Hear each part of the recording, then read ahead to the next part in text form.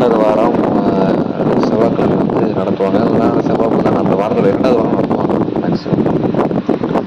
அந்த குறை தீர்ப்பு கூட்டம் வந்து எதுக்கு நடத்துகிறாங்க அப்படின்னா, விவசாயிகளுக்கு என்ன பிரச்சனை இருக்குது, அந்த பிரச்சனைக்கு அக்ரிகல்ச்சர் டிபார்ட்மெண்ட், அதாவது வேளாண்மை துறை மூலமாக என்ன சப்போர்ட் பண்ணி தரலாம் அப்படிங்கிறத வந்து இது பண்ணுவாங்க.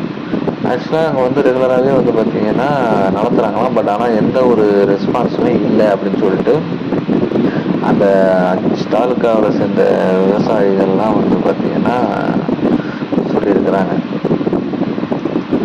இப்போது இது நம்ம பாயிண்ட் ஆஃப் வியூ என்ன அப்படின்னா, விவசாயிகள் எல்லாருமே வந்து அந்த மீட்டிங்க்கு போகிறோம், சரிங்களா. நம்ம ஒரு குறையை வந்து கொடுத்துட்டோம், சரிங்களா.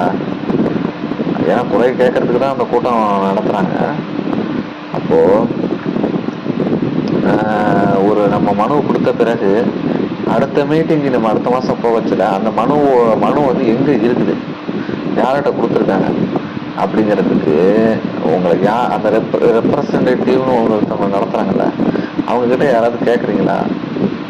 இதை எப்படி கேட்பீங்கன்னா, ஒரு 6 மாதம் கழிச்சு கேட்பீங்க, இல்லைன்னா 1 வருஷம் கழிச்சு கேட்பீங்க.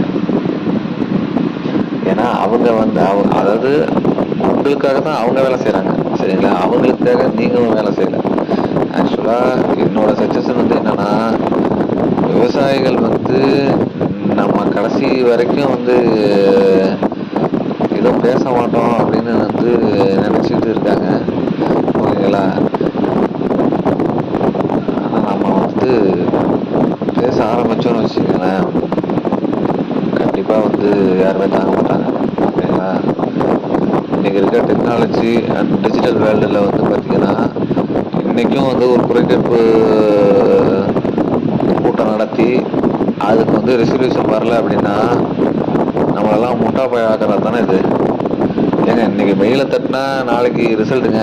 ஒன்று இன்றைக்கி வந்து இப்போ நான் வந்து டெல்லி கவர்மெண்ட்டுக்கு அடிக்கணுமா, உடனே ஒரு மெயில், அவ்வளோதான்.